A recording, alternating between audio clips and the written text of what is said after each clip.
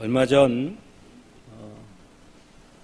가깝게 지내는 목사님들과 카페에 차를 한잔 마시러 간 적이 있습니다.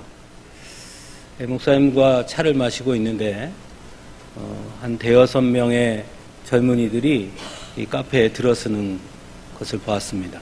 그런데 보니까 손에 케이크를 들고 오더라고요. 그래서 그 중에 어떤 한 사람이 생일이어서 아마 생일 축하를 하러 왔나 보다, 그런 생각을 했습니다. 들어온 분들이 자리를 잡고 그리고 케이크를 꺼내서 초를 붙이고 옆에서 왁자지껄 떠들면서 생일 축하한다고 이야기를 하더니 빨리 초 불을 꺼라 그러더라고요. 그러니까 아마 생일 맞은 사람이 훅 하고 초를 껐습니다. 그러니까 야, 우리가 생일 축하 노래를 불러야 되지 않겠니? 하면서 그 카페에서 생일 축하 노래를 부르더라고요. 생일 축하 노래 대부분 생일 축하합니다 이렇게 하잖아요. 그런데 당연히 그 노래가 나올 거라고 기대했는데 이 젊은이들이 부른 노래는 왜 태어났니 왜 태어났니 이렇게 노래를 부르더라고요. 그 노래를 들으면서 목사님들과 웃었습니다. 그리고 나서 가만히 생각해 봤습니다. 나는 왜 태어났을까? 아주 어린 시절 사춘기 때쯤 기억인데요. 그때쯤 저는 그때도 그런 질문을 했던 것 같습니다. 나는 왜 태어났을까? 도대체 이 세상에 온 이유가 뭘까? 왜 하나님이 나를 이 세상에 태어나게 하셨을까? 이런 질문을 한 적이 있습니다. 아마 이런 질문은 대부분의 사람들은 누구나 한 번쯤은 해봤을 질문이 아닐까 생각해 봅니다.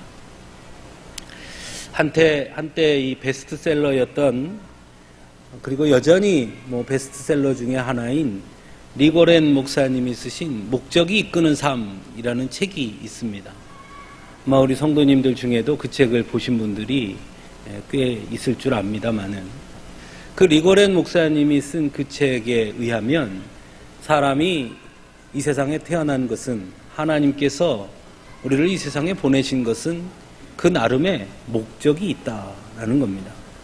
그 목적을 발견하고 그 목적대로 살아가는 삶이 복된 삶이다. 그럼 그 목적이 무엇이냐? 우리가 쉽게 생각할 수 있는 건 하나님의 영광을 위해서 또는 하나님의 뜻을 이루기 위한 그 목적으로 하나님께서 우리를 이 세상에 보내셨다라는 것이죠. 그래서 그 목적을 위해서 우리는 우리의 삶을 낭비해서는 안 되고 하나님의 뜻을 쫓아 최선을 다해 살아야 한다 라고 말하고 있습니다. 하지만 정말 우리의 존재의 이유가 이런 목적을 위해서일까 하는 생각을 그 카페에서 왜 태어났니? 라는 노래를 들으며 생각해 보게 됐습니다. 오늘날 우리 사회는 자살이라는 심각한 사회 문제를 안고 있습니다. 놀라운 것은 이 자살자들의 연령이 양분화되고 있다는 사실입니다. 점차 낮아지고 있고 또 한편으로는 점차 고령의 노년의 자살률이 높아지고 있다는 것입니다. 여러분, 그 이유가 어디에 있을까요? 혹시 저는 그것을 보면서 인간의 존재의 이유를 너무 목적론적으로 이해하기 때문은 아닐까 하는 생각을 해보게 됩니다. 목적이라는 것, 그것이 자연스럽게 성과라는 것으로 이어지고 목적이라는 것은 곧 자연스럽게 필요성이라는 것에 맞춰져 있기 때문에 그래서 혹 자살률이 점차 높아지는 것은 아닐까 하는 생각이 드는 것이죠. 나름의 성과를 이루어야 한다는 강박증에 시달리게 되고 성과를 이루어내지 못할 때 각 개개인은 나는 이 사회에 필요 없는 존재구나 이렇게 느끼게 되고 결국 스스로 목숨을 끊는 지경에 이르게 된다는 것입니다. 그러니까 수험생들이 자기가 원하는 목표로 하는 대학에 합격하기 어려울 때, 그때 그 엄청난 강박에 시달리다 못해 목숨을 끊는 그런 일들이 일어나는 것도 이와 같은 것 아닐까. 노인들도 마찬가지입니다. 최선을 다해 나름대로 열심히 어떤 목적을 위해 살아왔지만 결국 인생의 노년기에 이르러 나의 삶을 돌아보니 아무것도 이룬 것이 없고 보여지는 것이 없다라는 데서 오는 그 자괴감 때문에 결국 나는 인생의 실패자였구나 라고 스스로 규정하게 되고 결국은 목숨을 스스로 끊는 그런 지경에 이르게 된 것은 아닌가 하는 것이죠. 그런 측면에서 바라본다면 인간의 존재를 그저 단순히 목적론적으로 이해한다는 것은 때로는 많은 것들을 성취하게 하고 또 삶의 역동성을 부여해 준다는 장점도 분명히 있지만 또 한편으로는 인간 스스로를 어떤 목적을 이루기 위한 도구로 여기게 되고 목적을 이루지 못한 인간은 존재의 이유가 없는 무가치한 인간으로 추락시키는 그런 단점도 있는 것이 아닐까. 우리 사회에 그 단점들이 드러난 것이 자살률의 증가로 나타나고 있는 것은 아닐까 하는 생각을 해보게 됩니다. 그래서 오히려 인간의 존재를 어떤 목적을 위해서가 아닌 존재 그 자체에 의미를 둘 수는 없는 것일까? 그 존재 자체가 어떤 의미가 있는 것은 아닐까? 그런 생각을 해보게 됩니다. 가끔 텔레비전에 보면 병들어 누워서 거동조차 하지 못하는 배우자를 정성으로 보살피는 그런 가족들이 등장하는 것을 보게 됩니다. 다른 사람들이 볼 때는 배우자가 거동도 하지 못하고 꼼짝도 못하는, 그래서 그를 보살피는 그 모습이 너무 안타깝고 너무 힘들어 보여서 차라리 저 아무것도 할 수 없는, 거동하지 못하는 저 사람이 일찍 세상을 떠나는 것이 더 좋지 않을까? 이런 생각을 할 수 있을지는 몰라도 그런 배우자를 보살피는 분들을 가끔 텔레비전에서 이렇게 물어보면 그들이 이야기하는 걸 보면 이렇게 이야기하죠.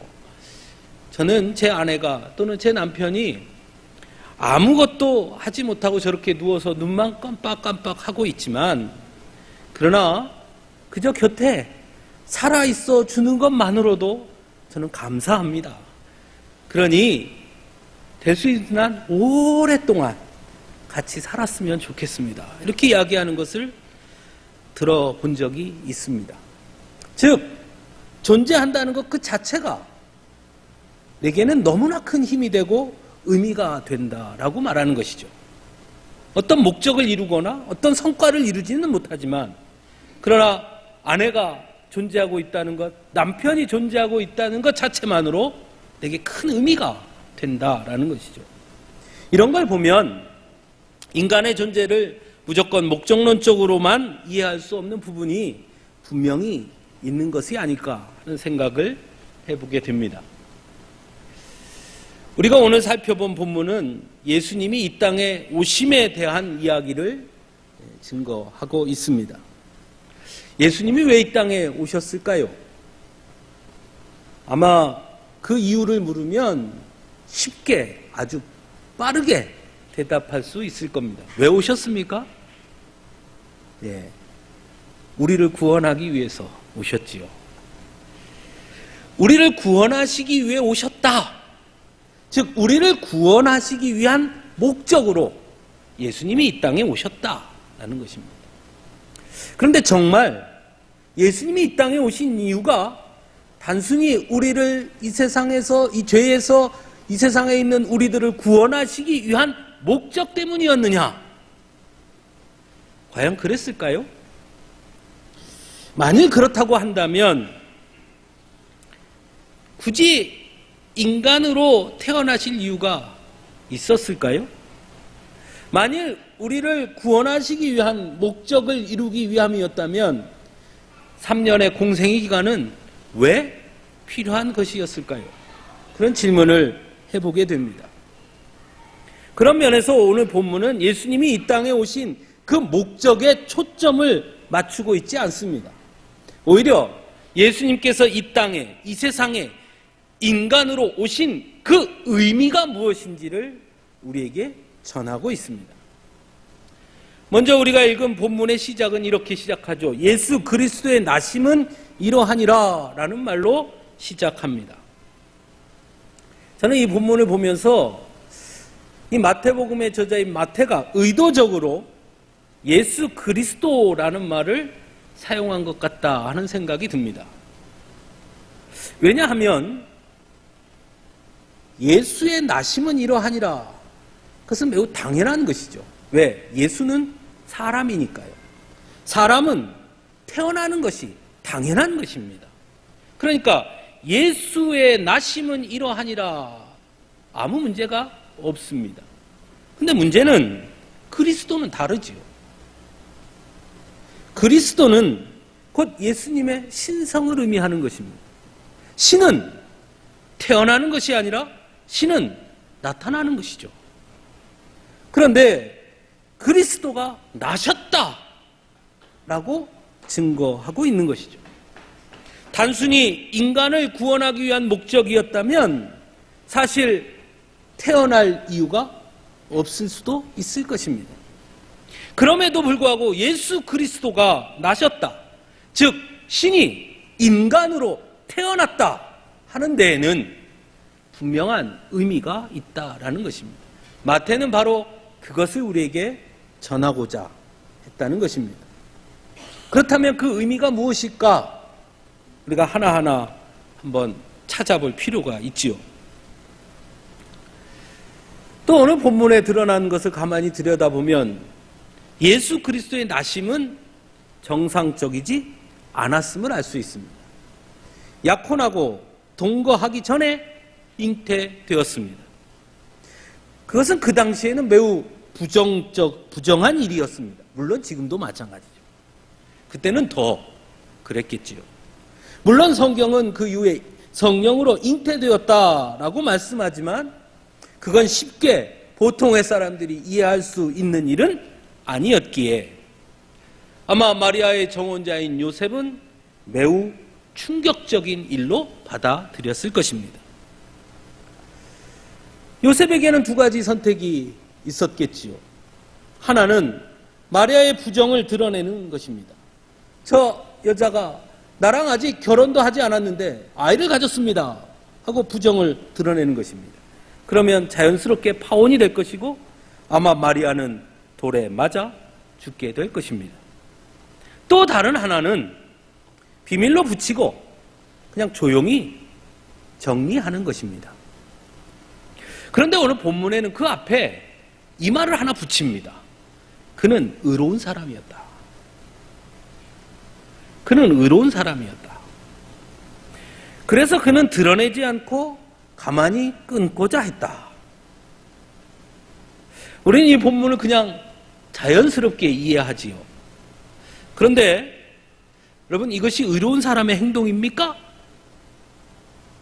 여기에 의롭다는 게 뭘 의미하는 것입니까? 의롭다는 것은 그 당시의 기준에 의하면 관습에 따르고 의무를 이행하고 법적 개념을 준수한다는 개념을 내포하고 있는 것입니다. 즉 요셉은 유대인이었으니 율법을 따르는 사람, 그게 의로운 사람입니다. 그러면 율법을 따르면 어떻게 해야 합니까? 부정을 드러내고 마리아를 정죄하는 것이 마땅한 것입니다.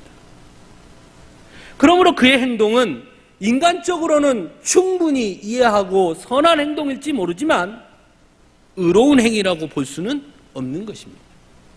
그는 의로운 사람이었는데, 그래서 오늘 본문은 이렇게 해석하는 게 맞죠. 그는 의로운 사람이었는데 그러나 자신의 의로운 기준에 따라 행하지 않고 조용히 가만히 정리하고자 했다.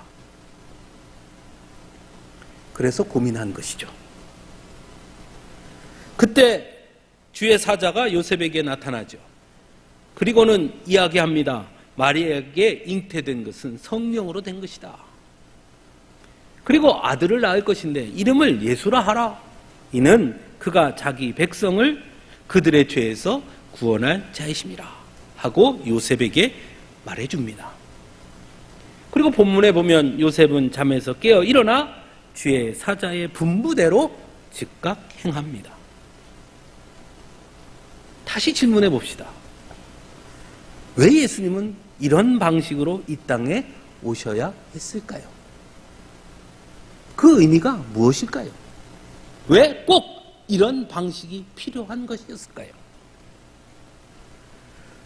본문 22절에서 그 의미를 조금 찾아볼 수는 있습니다. 이 모든 일이 된 것은 주께서 선지자로 하신 말씀을 이루려 하십니다. 그저 온 것이 아니라 이렇게 오신 데에는, 이런 방식으로 오신 데에는 주께서 선지자로 하신 말씀을 이루기 위한 의미가 있다라는 것입니다. 선지자에게 하신 말씀이란 23절에 이사야 7장 14절의 말씀을 인용해서 보라, 처녀가 잉태하여 아들을 낳을 것이요 그의 이름은 임마누엘이라 하리라. 그 말씀을 이루기 위함이다. 즉 예수님께서 정언하지 아니한 처녀를 통해 태어나신 것은 선지자들에게 하신 말씀을 온전히 이루셨다라는 의미가 있다라는 것입니다. 도대체 그 의미가 무엇일까요? 첫째는 하나님의 계획이라는 것입니다.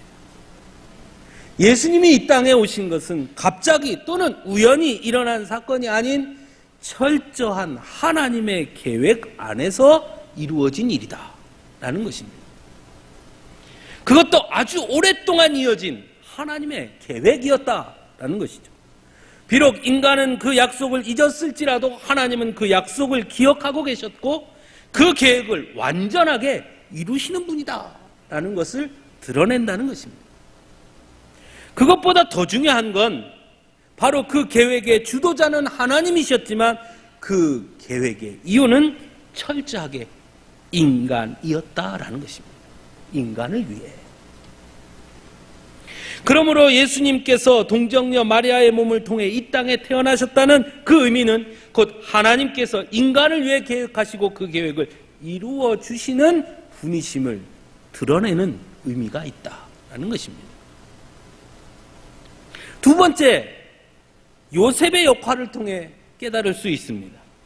단순히 동정녀의 몸을 통해 오시는 것이 중요한 목적이었다면 이런 질문을 해볼 수가 있습니다. 반드시 마리아일 이유는 꼭 마리아여야 할 이유가 있습니까? 오늘 본문에서는 마리아가 택해진 것은 그의 정혼자가 요셉이었기 때문이었다라는 겁니다. 왜? 요셉은 다윗의 자손이니까요. 그러나 또 질문해 볼 수 있습니다. 다윗의 자손이 요셉만 있는 것은 아닐 텐데요. 우리는 흔히 예수님의 탄생을 이야기할 때 예수님의 어머니 마리아를 아주 강조하게 됩니다. 대부분이 다 그렇게 생각하지요.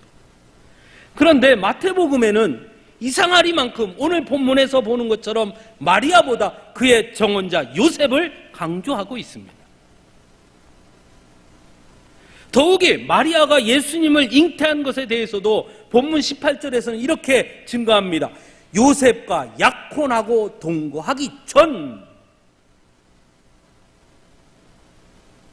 그러니까 요셉과 약혼하고 그 이후에 잉태했다는 것입니다. 즉 요셉의 역할을 매우 강조하고 있는 것이죠. 즉 그저 동정녀를 통해 태어나는 것이 중요했다면 사실 요셉과 약혼한 후에 잉태할 필요는 없습니다.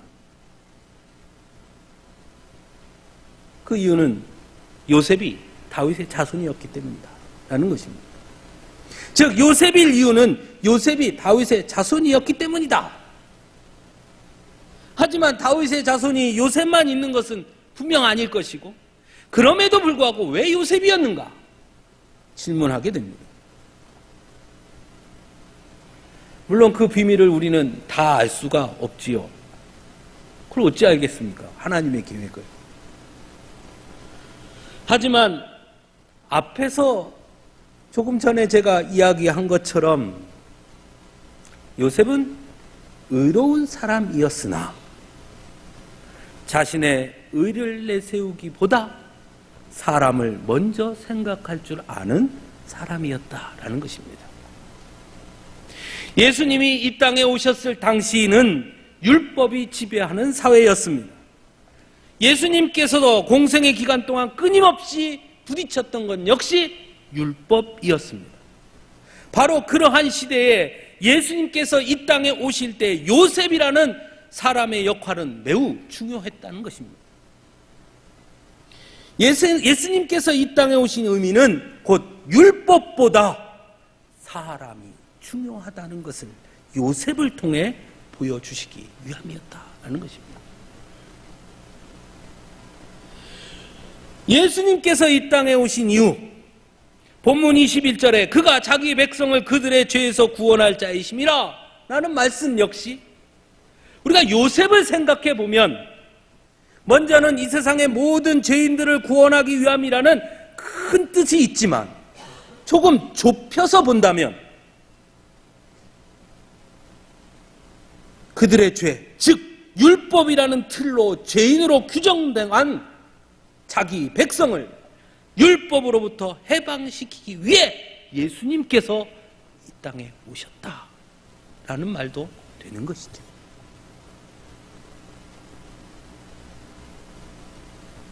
율법보다 사람을 먼저 생각하는 것, 그것이 예수님이 그 방식으로 이 땅에 오신 의미라는 것입니다. 세 번째는 임마누엘이라 하리라 라는 말씀입니다. 본문 23절 하반부에서는 이를 번역한 즉 하나님이 우리와 함께 계시다 함이다 라고 분명하게 전합니다. 예수님께서 이 땅에 오셨다는 의미는 곧 하나님이 우리와 함께 계시다라는 의미라는 것이죠. 중요한 것은 여기서 우리가 누구냐라는 것입니다. 여기서 우리가 누구? 동정녀를 통해 그리고 다윗의 자손을 통해서라는 것만 생각한다면 목수인 요셉이나 반드시 가난한 마리아의 필요는 없습니다. 오히려 힘 있는 자들 또는 그 당시 종교 지도자들 또는 권세 있는 자들을 통해서도 오실 수 있습니다. 그러나 하나님은 그들을 통해 오지 아니하셨고 목수인 요셉 그리고 가난한 여인 마리아를 택하셨고 그들을 통해 이 땅에 오셨습니다. 그러므로 우리와 함께 계시다의 우리란 너무나 평범한 그저 자신에게 주어진 삶을 그저 살아가고 있는 보통 사람, 가난한 사람, 그들임을 분명하게 보여주고 있습니다. 즉 임마누엘, 우리와 함께 하시다 할 때 우리란 어떤 특정한 누구가 아닌 이 땅에 사는 모든 사람, 바로 가난하고 헐벗고 배움이 없고 세상에서 사람들에게 천대받는 바로 나도 그 우리에 속한다 라는 것을 보여주고 있는 것이죠.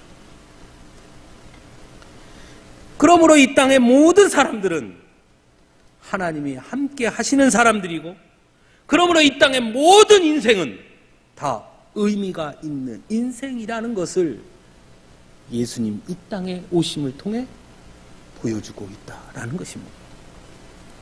즉 목적론적으로 바라봄으로 성공한 자에 속하는 자들, 힘있고 권세 있는 자들만의 인생이 의미 있는 것이 아니라 힘없는 자들, 실패한 자들, 다른 사람들이 손가락질 받는 자들이라도 그들 곁에도 하나님이 함께 계시니 그들의 인생도 그 자체로 의미가 있다라고 말씀하고 있는 것이죠. 오늘날 많은 사람들은 자꾸 목적을 이야기합니다. 하지만 곰곰이 생각해보면 도대체 그 목적이라는 것이 누가 정해준 것입니까? 그 목적이 하나님께서 정해주신 것입니까?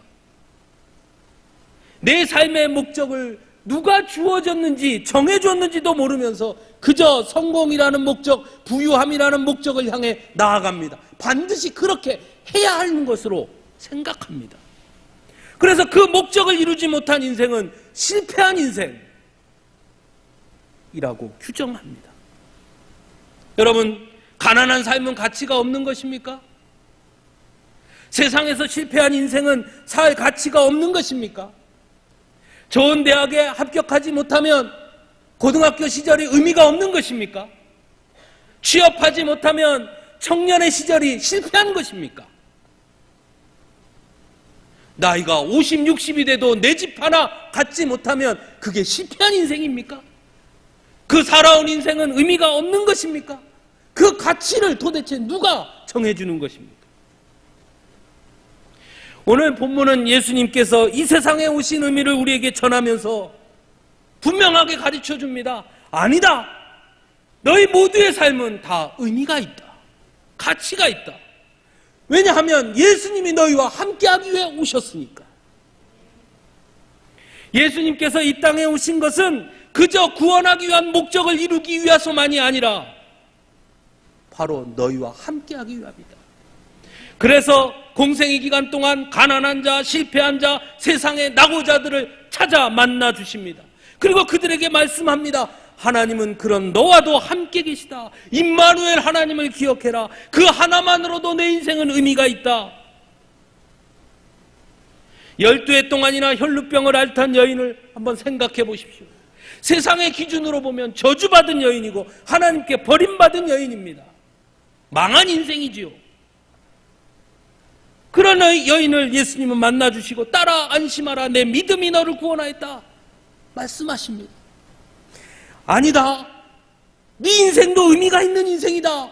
염려하지 마라. 하나님이 너와 함께 계신다. 하나님 안에 내가 있으니 내 인생도 의미 있는 인생이고 가치 있는 인생이다. 12의 혈루병 앓던 여인에게 주신 말씀입니다. 날 때부터 앞을 보지 못하는 사람, 그래서 사람들이 그를 손가락질하며 저가 앞을 못 보는 것은 부모의 죄 때문입니까? 아니면 자신의 죄 때문입니까? 그 질문 앞에 날마다 서야 했던 인생, 태어난 것 자체가 저주인 것 같은 인생, 삶 자체가 절망으로 가득한 인생, 그를 바라보며 예수님 말씀합니다. 아니다. 하나님의 영광을 드러내기 위함이다. 비록 세상의 기준으로 목적론적 가치로는 보면 너무나 볼품없는 인생이지만 예수님은 그 인생도 하나님 안에서는 의미 있는 인생이다 말씀하셨습니다. 사랑하는 성도 여러분, 우리가 오늘을 사는 것, 살아가고 있고 살고 있다는 것, 그 자체가 의미가 있음을 기억하시기 바랍니다. 왜냐하면 그런 우리를 위해 임마누엘로 우리 주님이 오셨기 때문입니다. 예수님이 이 세상에 오신 의미는 바로 우리의 인생이 의미 있는 인생임을 깨우쳐 주시기 위함입니다. 그래서 가난한 여인 마리아가 필요했고, 그래서 의롭지만 사람을 먼저 생각할 줄 아는 요셉이 필요했던 것입니다. 그래서 하나님이 인간이 되신 것입니다. 우리는 하나님이 사랑하시는 인생이고 우리를 향한 하나님의 계획을 하나님은 틀림없이 이루어 주시는 분이며 무엇보다 우리와 함께 하심을 우리 주님 오심으로 분명히 보여주신 것입니다. 사랑하는 성도 여러분, 한 해가 저물어 가고 있습니다. 돌아보면 후회가 많지요? 별로 이루는 것도 없는 것 같습니까? 그래서 2019년은 왠지 실패한 것 같습니까? 아닙니다. 힘을 내시기 바랍니다. 세상의 기준에 일희일비하지 마시기 바랍니다.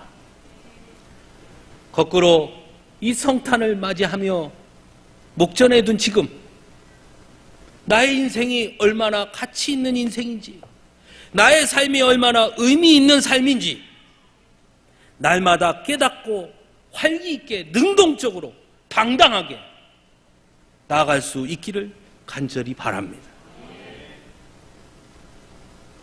도대체 너는 뭐 때문에 그렇게 당당한데? 이렇게 묻거든. 내가 가진 게 뭐가 있다고 그렇게 당당한데? 누군가 우리에게 묻거든. 사업도 제대로 안 된 것 같고 자식도 맨날 속 썩이는 것 같고 그런데 왜 그렇게 당신은 당당하고 웃는데? 누가 그렇게 묻거든. 이렇게 대답하시길 바랍니다. 그거 성탄이 가까이 왔잖아. 임마누엘 하나님이 나와 함께 계시잖아. 그런 인생을 위해 내 곁에 하나님이 오셨잖아. 그래서 난 당당해. 그래서 난 꿀리지 않아. 그래서 난 절망하지 않아. 그래서 난 내 삶을 의미 없다 말하지 않아. 그 자체만으로도, 그 하나만으로도 내 인생은 이 세상 어떤 인생보다 가장 의미 있는 인생이야. 당당하게 그렇게 증거하는 우리 모두가 될 수 있기를 간절히 바랍니다. 함께 기도하겠습니다.